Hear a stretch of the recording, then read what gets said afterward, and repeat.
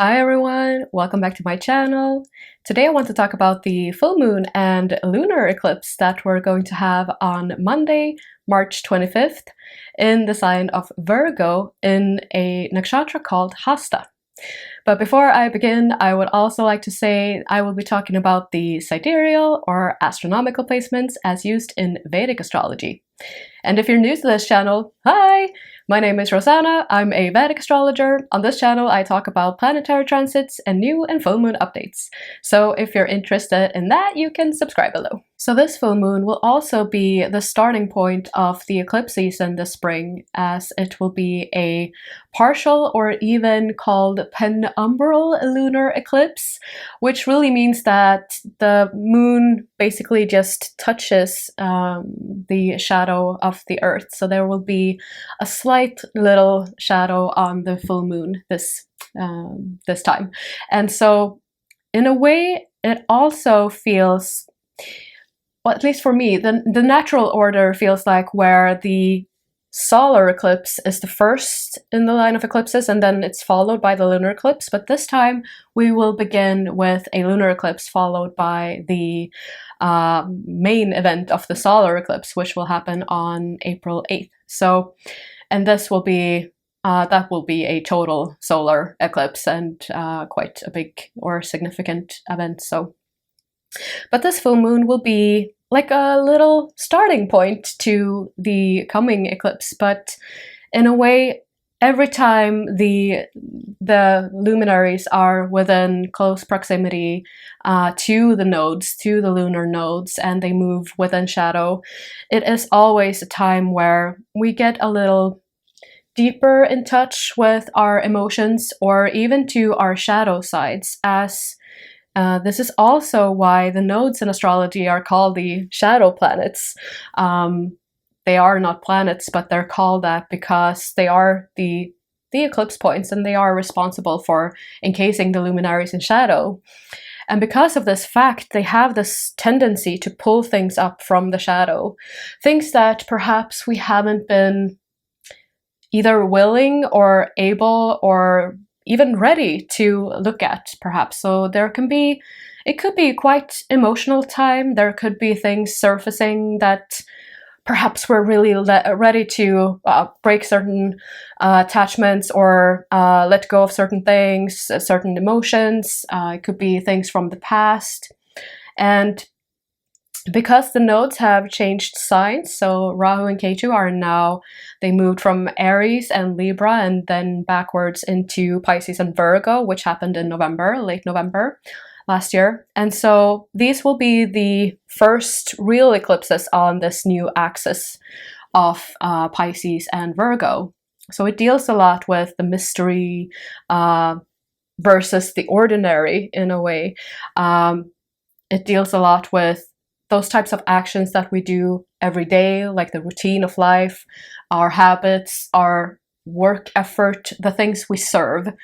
It's also then, it will be in the contrast of the things that pull our, like on our imaginary strings, like the strings of our fantasy and the deeper aspects of life, our emotions and the vast oceans that are Pisces. So this full moon will be, it could be a time also when we get certain revelations pertaining to these things, the things we do every day. What are we working for? What am I serving, really? Even in relation to a higher purpose, what am I serving? What actions am I performing every day? And how do these actions feel to me?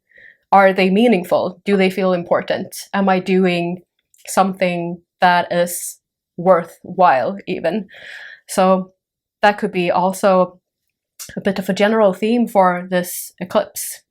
Then the eclipse will be in a nakshatra called Hasta. And Hasta means the blessing hand, and it's called the blessing hand. And it's a nakshatra that resides fully within the sign of Virgo.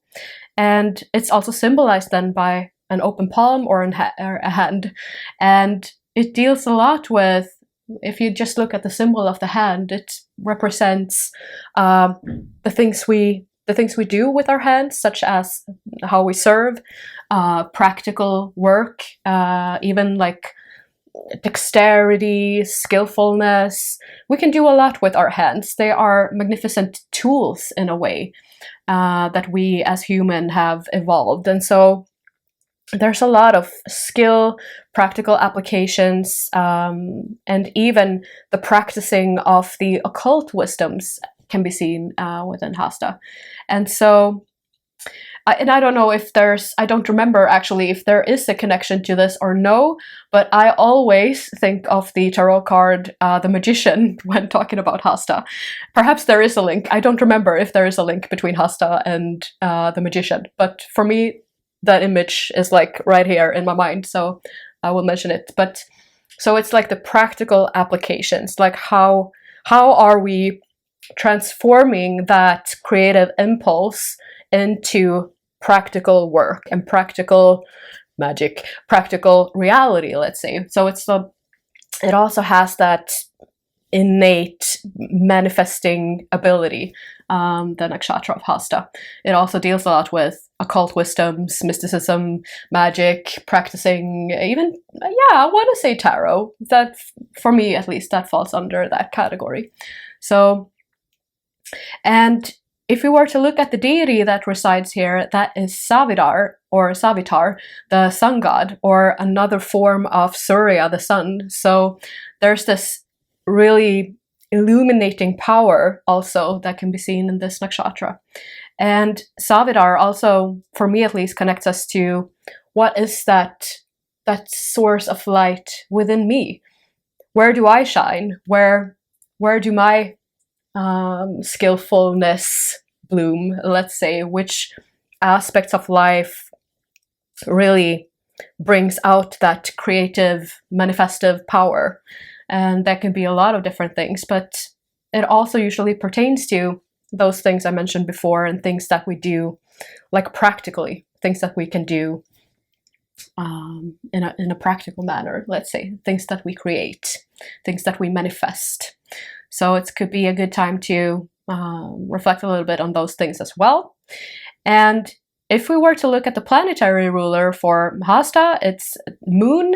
And because we're in the sign of Virgo, which is ruled by Mercury, there's a strong link between, or a connection between, the energy of Mercury and Moon that operates here. And Moon and Mercury together, now I'm back to the symbol of the hand, but for me, they also create this really sensitive but skillful energy. Because Mercury also rules the hands and the nervous system, and it's also the planet of skillfulness. Mythologically, Mercury is the messenger between heaven and earth, so it also deals a lot with how we manifest the creative impulse and the creative energy. And Mercury and Moon can also create a very highly sensitive nature that can be seen in this nakshatra. Both Moon and Mercury, they deal with different aspects of the mind, so it's both the analytical mind and the feeling mind.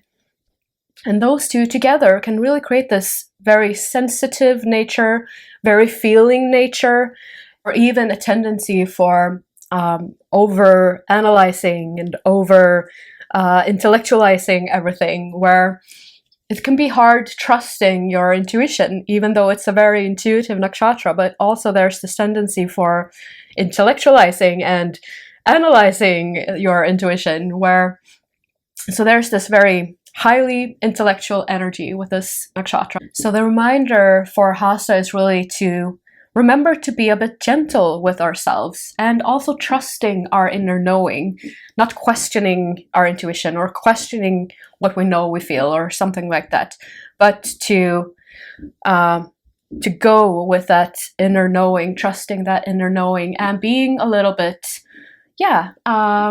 caring and a little bit gentle with ourselves as well. So this full moon eclipse, it can surface all of those areas in life where we put the most effort into, and also whether or not we are willing to put the necessary effort into them.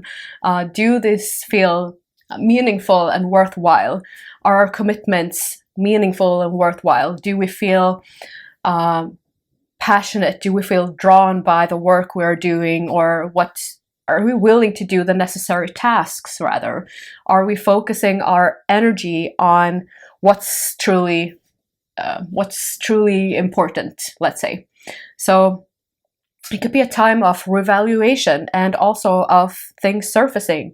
If we have been feeling disquiet or discontent with some aspect of our life or some aspect of our work, this pertains a lot to the aspects of work and manual labor, daily routines, and all of that thing. So if there are some things we have been either neglecting or not really felt all that content with, it could surface a little bit. Feelings around this topic could surface a little bit around this eclipse. As usual, I will share my questions for reflection that I wrote for the full moon. And the questions I wrote for this full moon were: am I taking proper care of my health? Am I overstepping my boundaries or not listening to my body signals for rest and relax? Are my daily routines supporting my desired or optimal level of vitality and energy? Are there some areas where I need to adjust my priorities? What can I do to protect my energy?